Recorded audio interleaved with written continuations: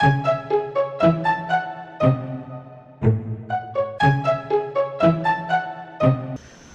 and gentlemen, boys and girls, welcome back to the channel everyone. Hope you're doing absolutely fine. So ఇన్ని రోజులు video ఎందుకు రాలేదంటే నా laptop charger కాలిపోయింది, చాలా కాలిపోయినాయి. ఫ్యాన్ ట్యూబ్ లైట్లు అన్నీ కాలిపోయినాయి నా రూమ్లో. ఏందో సడన్గా ఏమైందో మరి, ఎక్కువ వోల్టేజ్ వచ్చేసింది అండ్ అన్నీ కాలిపోయినాయి, పొగలు వచ్చేసినాయి. థ్యాంక్ఫుల్లీ నా ల్యాప్టాప్కి ఏం కాలేదు, ఎందుకంటే నేను ఛార్జింగ్ అప్పటికే డిస్కనెక్ట్ చేసేసి ఉండే, కానీ ల్యాప్టాప్ ఛార్జర్ అనేది ఫక్ అయిపోయింది. సో వెళ్ళి యాపిల్లో రీప్లేస్మెంట్ తీసుకోవాలి. రీప్లేస్మెంట్ లేకపోతే మళ్ళీ 8-9,000 బుక్ అయిపోయి నాకు మళ్ళీ దాని గురించి. ఎనీ విచ్ వేస్ టాపిక్ అది కాదు. So actually royal Enfield super meteor 650 release అయింది. సో అది చూడడానికి వెళ్తున్నాను నేను. నాకు దాని మీద మిక్స్డ్ ఒపీనియన్స్ ఉన్నాయన్నమాట. కొంచెం మంచిగా ఉంది అనిపిస్తుంది, కొంచెం బాగాలేదు అనిపిస్తుంది. సో దాని సంగతి ఏందో ఒక చూడడానికి వెళ్తున్నా. కమ్యూనిటీ పోస్ట్లో కూడా నేను యాక్చువల్లీ పోస్ట్ పెట్టిన దాని గురించి, దీన్ని రివ్యూ చేయాలా అని చెప్పేసి. అండ్ చాలామంది మెజారిటీ అయితే చేయమన్నారు. సో ఒకసారి చెక్అవుట్ చేస్తాను, నా ఒపీనియన్ ఏంది బండి మీద అని చూస్తాను. మోస్ట్లీ టెస్ట్ రైడ్ అయితే లేదు, ఇప్పుడు షోరూమ్స్ అవైలబుల్ లేదు. అండ్ కొంపల్లి షోరూమ్కి వెళ్తానో లేకపోతే నేరెడ్మేట్ షోరూమ్కి వెళ్తానో ఇంకా నేను డిసైడ్ అవ్వలేదు. నేరెడ్మేట్ అంటే మన వాళ్ళు ఉన్నారు, తెలిసిన ఉన్నారు కాబట్టి probably they can squeeze in small test ride for us also. చూద్దాం, ఒకవేళ నాకు ఏది కన్వీనియంట్ అయితే చూస్తా, అక్కడికి వెళ్ళి I turn on the camera and will see what will happen. Super meteor 650 నాకైతే అంత ఇంప్రెసివ్ ఏమి అనిపించట్లేదు, ఓకేష్ అనిపిస్తుంది. క్వాలిటీ కూడా యావరేజ్ క్వాలిటీ ఉంది, స్విచ్ బటన్స్ది కానీ ఏదైనా కానీ ఓకేష్ అనిపిస్తుంది బండి. కాకపోతే ఏంటంటే సస్పెన్షన్ మాత్రం very impressive. It is a Showa suspension చాలా స్పోర్ట్స్ బైక్స్లో కూడా వస్తుంది మీకు. So that is a impressive point. And front వచ్చేసి 19 inches wheels and back is 16 inches. So typical cruiser type అనమాట. And I guess it is tubeless wheel. So tubeless tyres అయి ఉంటాయి ఇవి mostly, because it is an alloy wheel. Tubeless options ఇస్తారు మీకు. And నాకు ఇది కొంచెం అజీబ్ అనిపిస్తుంది సీటింగ్ అయితే. ఫిట్ అండ్ ఫినిష్ అయితే ఓకే అనిపిస్తుంది. ఇంజిన్ సైడ్ అయితే అంత ఇంప్రెసివ్ ఓకే, ఇదంతా కొంచెం బాగానే ఉంది. కానీ ఇక్కడ ఫిట్ అండ్ ఫినిష్ అయితే చాలా బాగుంది. సో టిపికల్ రాయల్ ఎన్ఫీల్డ్ లాగా లేదు. అండ్ GT650 కానీ ఇంటర్సెప్టర్ 650 కన్నా చాలా బెటర్ అనిపిస్తుంది. క్రోమ్ కూడా ఓకే, నైస్ క్వాలిటీ. క్రోమ్ కూడా అంత ఇంప్రెసివ్ అని ఏం లేదు.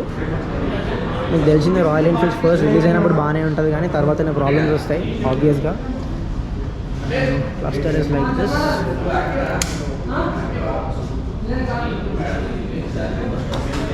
సౌండ్ అయితే ఇంపేనికి ఒకసారి ట్రై చేస్తాను నేను, ఎందుకంటే షోరూమ్ ఇప్పుడే ఓపెన్ చేసినట్టున్నారు. అండ్ ఇది మనకు తెలిసిన షోరూమ్ కాదు, దిస్ ఇస్ కొంపల్లి షోరూమ్ యాక్చువల్గా, అందుకని చెప్పేసి. And this also has hazard lights. GT650 and interceptor 650 అయితే అది లేదు.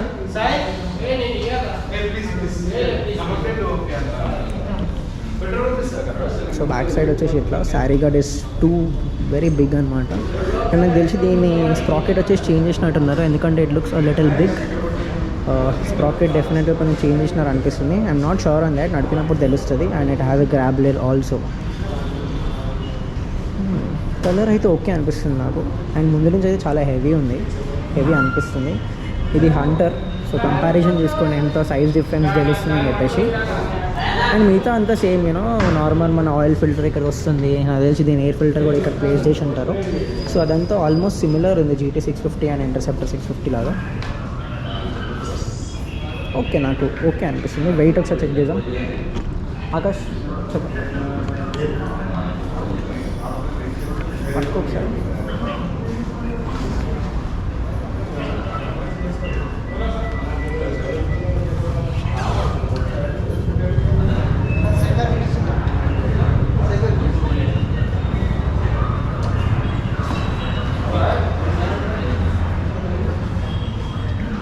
వెయిట్ అయితే కొంచెం ఎక్కువ అనిపిస్తుంది GT అండ్ ఇంటర్సెప్టర్ కన్నా, బట్ ఓకేష్ అనిపిస్తుంది. కూర్చుంటే కూడా ఒక అజీబ్ ఫీలింగ్ ఉంది బండి మీద, పెద్దగా అనిపిస్తున్నాయి పార్ట్స్ అన్నీ.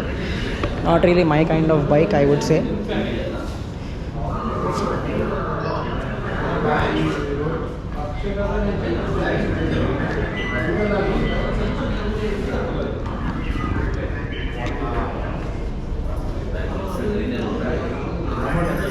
సో పెద్దగా చెప్పడానికి ఏం లేదు బండి గురించి, అంత ఇంప్రెసివ్ అయితే నాకు అనిపించట్లేదు.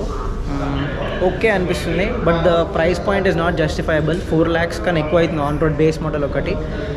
సో ప్రైస్ అయితే జస్టిఫైబుల్ అనిపించట్లేదు నాకు, అంత మనీ అయితే నేనైతే పెట్టను. సో మీరే చూడండి ఒకసారి, టెస్ట్ రైడ్ తీసుకుంటే తెలుస్తుంది, కానీ టెస్ట్ రైడ్స్ అయితే ఇప్పుడు అవైలబుల్ లేదు. సో నేరెడ్మేట్ షోరూమ్లో ఒకసారి నేను ట్రై చేస్తాను టెస్ట్ రైడ్ కోసం, మనకు తెలిసిన ఉన్నారు కదా అక్కడ. సో టెస్ట్ రైడ్ తీసుకుంటే ఒకసారి మనకు ఒక ఫేర్ ఐడియా వస్తుంది బండి ఏంది దాని సంగతి అని చెప్పేసి. కానీ చూడడానికి అయితే నాకు అంత ఇంప్రెసివ్ అనిపించట్లేదు. సో బాయ్స్ చూసినారు కదా బండి అయితే స్టోరీ అట్లుంది. నాకైతే అంత ఖాస్ ఏం అనిపించలేదు, బండి యావరేజ్ అనిపించింది. సీటింగ్ పొజిషన్ అది ఇది అయితే నాకు అస్సలు సెట్ కాదు. అండ్ నా ఏజ్ వాళ్ళకి సమ్వేర్ 20 to 30 years మధ్యలో ఉన్న వాళ్ళకైతే ఎవరికి సెట్ కాదు బండి. అండ్ 30+ ఉన్న వాళ్ళకి నచ్చవచ్చు, ఎందుకంటే సీటింగ్ పొజిషన్ మొత్తం రిలాక్స్డ్ ఉంది. అండ్ హైట్ కూడా ఎక్కువ లేదు, తక్కువనే ఉంది. నార్మల్ మన జీటీ కన్నా కొంచెం కిందనే ఉంది హైట్. సో హైట్ తక్కువ ఉన్న వాళ్ళకి కూడా సెట్ అవ్వచ్చు. అండ్ సౌండ్ అయితే ఆల్మోస్ట్ సిమిలర్ ఉంది. మీరు విన్నారు GT 650 లాగా ఉంది, కొంచెం బేస్ ఎక్కువ అనిపించింది నాకు నార్మల్ దానికన్నా. అండ్ బేస్ మోడల్ వచ్చేసి 4.33 lakhs విత్ ట్యూబ్ టైర్స్ అంట. నాకు ఆ టర్మినాలజీ ఏందో నాకు అర్థం కాలేదు అసలు. 4.33 lakhs with tube tyres is shit. And Alai wheels యాక్చువల్గా దానికి ఎందుకు ట్యూబ్ టైర్స్ ఇచ్చినా నాకు అర్థం కాలేదు. నాకు తెలిసి సియాట్ వాళ్ళు ఇంకా దానికి ట్యూబ్లెస్ టైర్స్ ఇంకా తయారు చేయలేదు అనుకుంటా. సో మెడ్జెలర్స్ కానీ లేకపోతే పిరెలీ ఆప్షన్స్ ఉంటాయి, but that will be very expensive. And upper models వచ్చేసి ట్యూబ్లెస్ టైర్స్ అన్నారు. మరి నాకు తెలిసి అది 5 lakhs దాటొచ్చు. And if you're putting 5 lakhs into a Royal Enfield, that is shit. Absolute piece of shit. So with that being said, Feb ఎండింగ్లో test ride start అయితే అంట. అప్పుడు వెళ్ళి చూద్దాం బండిలో సినిమా ఉందో లేదో అని చెప్పేసి. అండ్ అప్పుడే తెలుస్తుంది స్టోరీ ఏందో. చూద్దాం, మనకు కుదిరితే ముందే టెస్ట్ రైడ్ చేయడానికి ట్రై చేస్తా, అప్లోడ్ చేయడానికి ట్రై చేస్తా. That's it. And with that being said, I will see you in the next work. By.